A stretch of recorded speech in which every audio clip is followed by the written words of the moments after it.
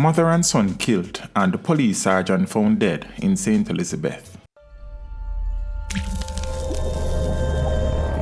Teach them! Always make sure the message will reach them!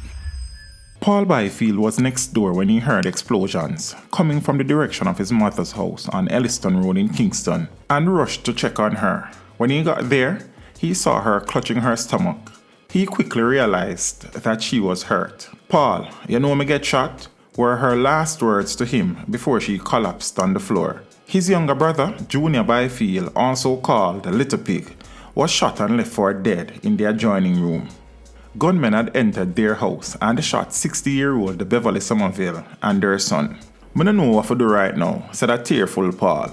"The two of them gone one time, my mother and my brother. To how me feel it, I can't even talk."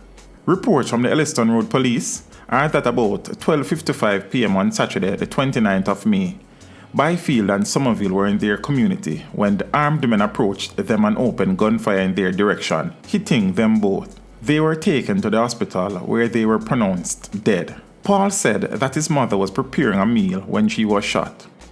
"When me run in and me see the fire under the pot, and me say, 'Mommy, you a cook?' And she only look up and say, 'Them shoot me.' Me run out of the house and try get a taxi. By the time I reach him, it drive off.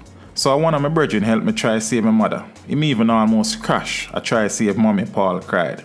"I just some food she cook and them take her like that. Jaja."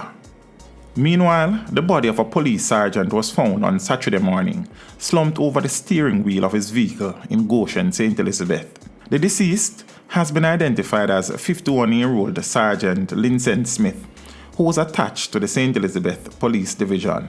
Available information indicates that Smith was on protracted sick leave and was last heard from on Thursday afternoon. It is believed that Smith was under investigation by the police force for alleged misappropriation of funds, and as a result, he became depressed and somewhat withdrawn.